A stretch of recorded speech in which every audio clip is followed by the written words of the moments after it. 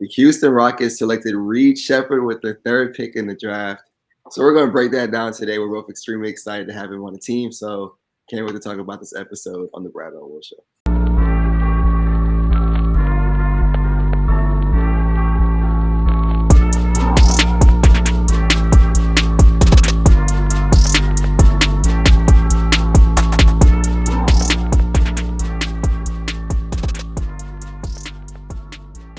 All right, and welcome back to the episode of the Bradeaux and Will Show. And today's a very special episode because we did add another Houston Rockets to the team as expected. Pretty much all week, the Rockets did go ahead and draft Reed Sheppard out of Kentucky. Added him to the team, number 3 overall today. There was a lot of smoke about Donovan Clingan and was he going to be the pick? Were the Rockets going to even go as far as trading Alperen Sengun? That was some things that were floated out there today, kind of lumped in with the reportings that came out yesterday about, will the Rockets make a trade for a star? Will they trade for Kevin Durant? And if so, will they trade Sengun and then draft Clingan to replace him? But ultimately they went ahead and decided to just go ahead and draft Reed Sheppard, out of Kentucky. He's now on the team. So, Brian, what was your, your immediate reaction to the pick? Obviously, we know you like it, but what do you think about that, and where do you think Reed fits in on this team next season? Yeah, immediate reaction. We were both at the Rockets watch party. Saw the Woj report before everyone went crazy, so it was fun. I was excited. I was praying that they picked Reed the entire night.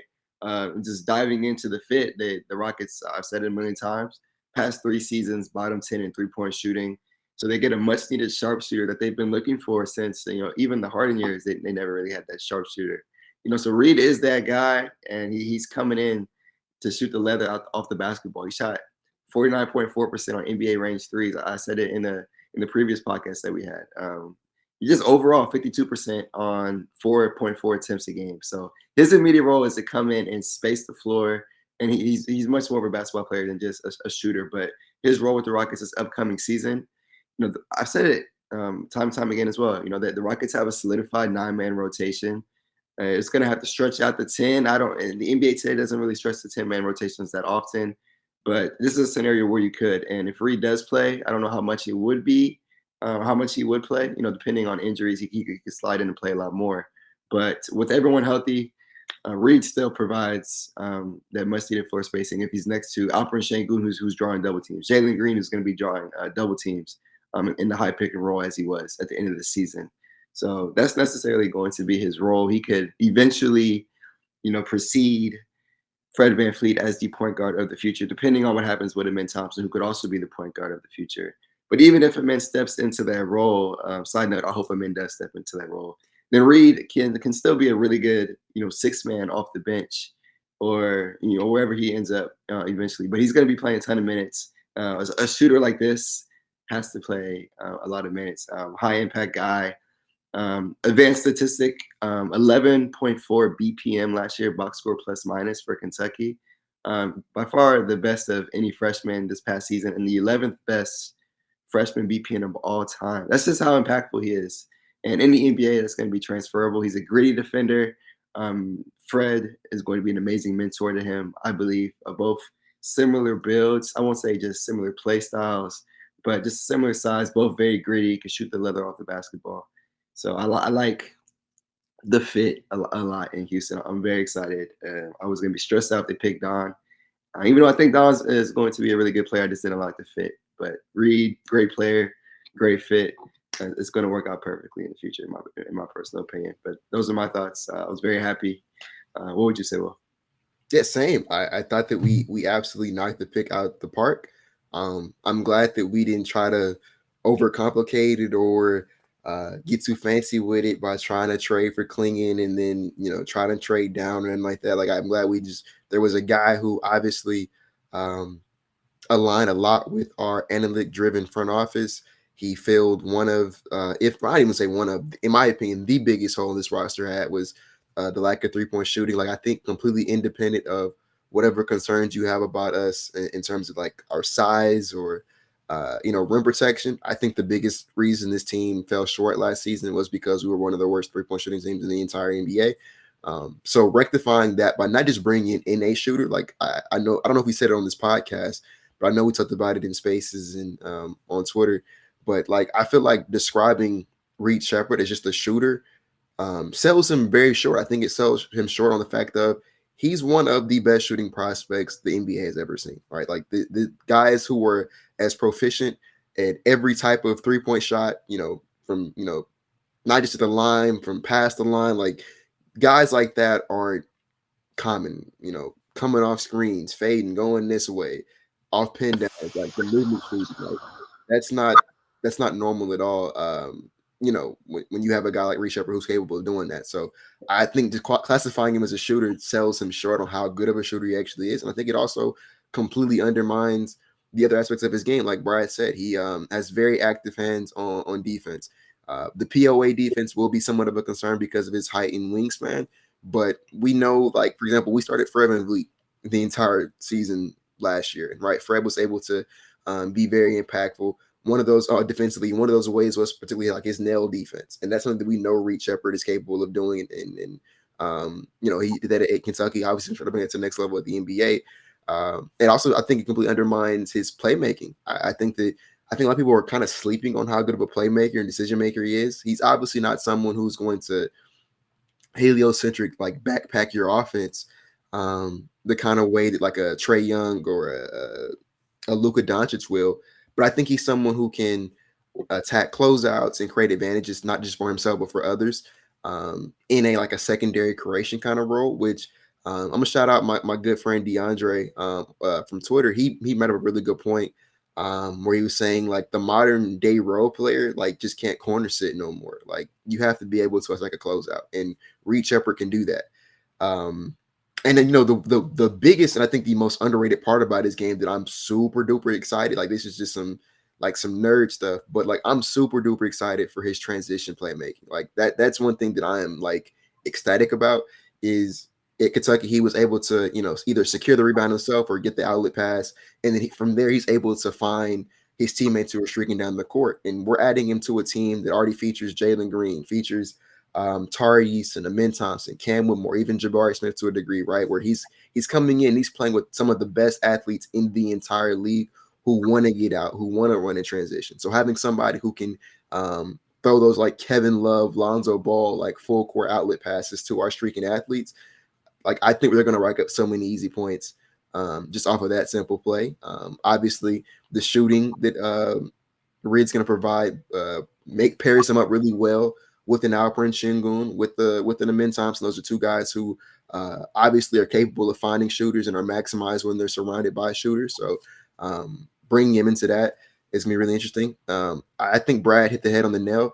We're probably, I don't, my best guess, this is not sourced, it's just me guessing. I don't think that he's going to play too much from game one, assuming everyone's healthy, which knock on wood we are.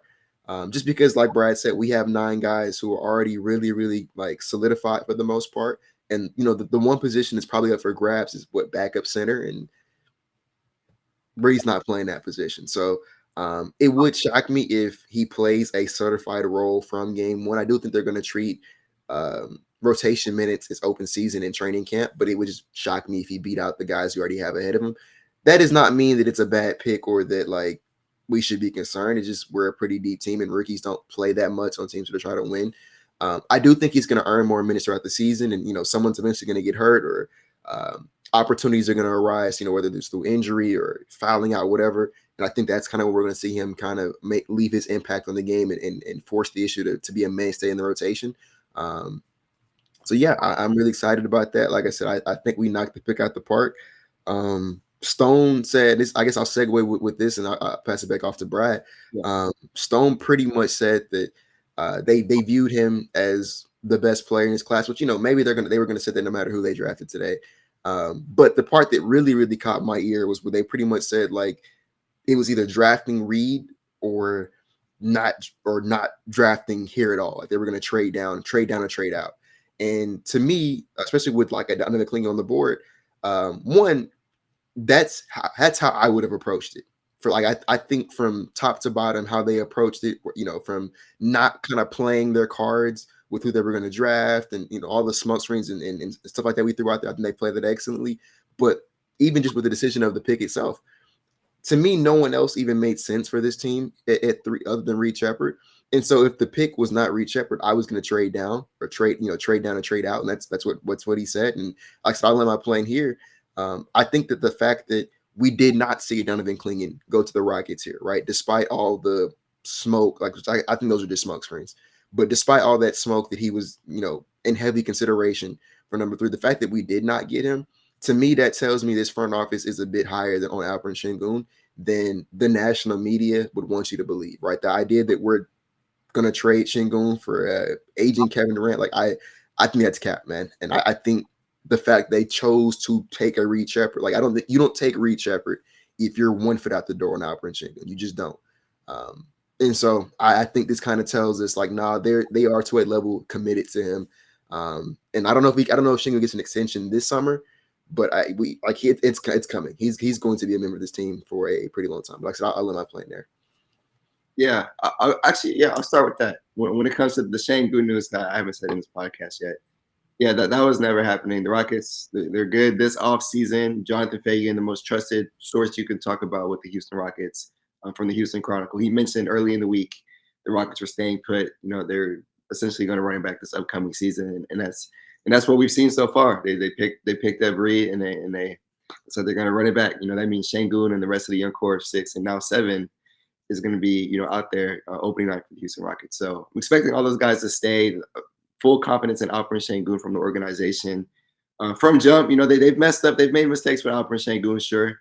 Yeah, they started Bruno over him, and terrible decision. They had Daniel Tyson, all these people playing over him, terrible decisions. But Stone has always been high on him. He wanted to trade up initially to get him at 6, back in 2021. So huge fan of Alperen Sengun. He's not trying to get rid of him for an aging Kevin Durant. That wouldn't make any sense. So happy the front office is competent as I thought. And yeah, I wanted to touch on is Will, you made a good point. Just because Reed doesn't play, you were saying doesn't mean he's a bad pick. We saw Amen Thompson, even though he did get hurt, there was times he was not getting a lot of minutes to start the season. Same with Cam Whitmore, even though he was a 20th pick. Just because he's not playing a ton of minutes to start does not mean he's not the right pick. Sometimes over the course of a season, especially with a good coaching staff and a talented roster, it takes time to earn those minutes. And Reed very well could earn those minutes. As you said, it's an open training camp. Any player can earn any role. But just look at that Rockets 9-man rotation. It's a really good team. You look at them. Yes, they were 41-41. And a lot of people don't think that's necessarily good just because they did not make the playoffs. That is a good 9-man rotation. Those are 9 good basketball players. And when you look at the Rockets 10-man rotation, that is a really good 10-man rotation. There's 10 really good NBA players right there. And you also have really good vets off the bench, like a Jeff Green, who probably won't even be seeing minutes like that this upcoming year, unless injuries occur again. But yeah, really good team, really deep. Reed's going to come in. He's going to earn his minutes eventually, and I'm going to be really excited when he does. And yeah, that's pretty much what I have to say about Reed Sheppard and the Rockets grabbing the best 3-point shooting prospects in a long time when it comes to Dancing Steph, man. That's yeah. Just off of percentages is what I'm saying this off of. So yeah, ridiculous numbers at UConn, but not UConn, Kentucky. Look at me. This is the Midnight Podcast. It's the Clingan. I did want to expound upon the Clingan thing, and then there was some things I want to talk about just rapid fire with the draft itself. But yeah, with the Clingan thing, like I said, the fact that it doesn't really sound like he was too much in consideration, like I said, to me, was the right play, because I just don't see how it made sense to draft Donovan Clingan when you employ Alperen Sengun, who literally cannot share the floor with Clingan. It just wasn't going to work both offensively and defensively. I know a lot of people think Clingan's going to shoot at the next level, and maybe he does, but that would be something that he has to work on. He's not coming into the league as a shooter, right? He shot 50% from the free throw line. I'm not sure how many threes he attempted, if any, at UConn on top of my head. But yeah, he was not known or respected as a shooter, right? A clip of Clingan shooting threes in open gym does not indicate to me that he's a shooter at the next level. I've seen Steven Adams do the same thing. Right. So obviously, from a spacing perspective, it just wasn't going to work with him and Sengun sharing the court. And then defensively, neither of those guys are quick enough to move their feet, are laterally quick enough to move their feet to guard to switch on the perimeter and guard the wings and the guards of the league, which you have to do if you play the power forward in the modern NBA. So didn't make sense to me to draft him there. And like I said, it sounds kind of like that was never the plan. So it's like one for me that if I'm Sengun, I feel a sense of security, right? Like, no, they do value me, right? Because if they didn't, I think they would have drafted Klingon here. So yeah, I did kind of want to highlight that because, like I said, I know people kind of seem to think the front office is like 1 foot out on Sengun, and to me, this kind of tells me the opposite. But yeah, I want the rapid fire. Some of my thoughts just from the draft at large. I thought Detroit getting Ron Holland at 5 was pretty crazy. I thought I have Ron Holland number 2 on my big board. I think he's the second best player in this class behind Alex Sarr. I don't think he makes an ounce of sense for Detroit, just in terms of what they need. I think they needed spacing more than like anything. Yeah, like they needed someone to give Cade some driving lanes, some driving kick opportunities, and I don't know. I thought they was gonna go like Montes or Cody Williams, and hope those guys like became more consistent shooters in the future. They went with the guy who like straight up cannot shoot right now. So they went BPA. They went straight BPA. So who knows? I don't really know how. Like I think I like the defense of Ron Holland and Asar Thompson on the wings, but I don't know how they're gonna score. I thought San Antonio made a really good selection with Rob Dillingham at 8, and then they immediately traded him. I had Rob Dillingham top 5 on my big board, and I thought that the perfect destination for him was San Antonio. I thought that Wemby and Rob were going to cause some real damage. So on one hand, I'm glad they traded him because I don't got to see that duo. But yeah, if I was a Spurs fan, I'd be a little confused and probably a little upset that I don't get to watch those two guys play on the same team. So I thought that was a perfect spot for him. And then I think that Washington is winning the draft right now off the strength of Bub Carrington and Alex Sarr. Like getting those two guys, Sarr, who I think is the best player in the class, got him at 2, and then they got Carrington at 15. I think that's where they got him at, or was it 14? 14, I think is where they got him at because they traded with Portland. I think they won the draft tonight. I think they're clear winners for me. So yeah, those are just some rapid fire thoughts I had over the draft itself. Oh, and then AJ Johnson going 23 is crazy. But before he went to Milwaukee. That's Morocco. But yeah, that's all I had to say. Yeah, I'll say this really quickly. I liked the Dillingham fit in Minnesota is gonna be fun. It's gonna be crazy. That's gonna be Showtime basketball. I'm really a big fan of Rob Dillingham. Outside of that, I like Khalil Ware, even though he had Bam out of my Khalil Ware going at 15. That was a trade. The Rockets traded back. Like him a lot. So big fan of him with Spo. And then last thing, I like the shooter in LA, getting Dalton Connect. Flipping down the board at 17 or 16, 17, I believe. Great pick. So I'll leave it at that. Those are my thoughts. Overall, finish with this. Happy Reeves in Houston. He fits with pretty much the entire roster on Houston, top to bottom. Any of those 9 guys you mentioned, whether it's the athletic guys you mentioned, Will, in transition. Obviously, Sengun in the post, Steve-O setting screens for him. Just the versatility would have been Thompson. Perfect fits all around. The dribble handoffs with Sengun, like it's gonna be. Man, I'm so excited. We looking forward to Summer League. It's coming up in 2 weeks. So, yeah, that's all I got to say. We'll be here for Summer League. We'll have podcasts in between then, I'm sure. We appreciate y'all for tapping in. We're gonna be here all off season, dropping episodes for you guys. So we'll continue to drop this content for y'all. But did you want to add anything else, Will? That'll do it. We will see you guys next time.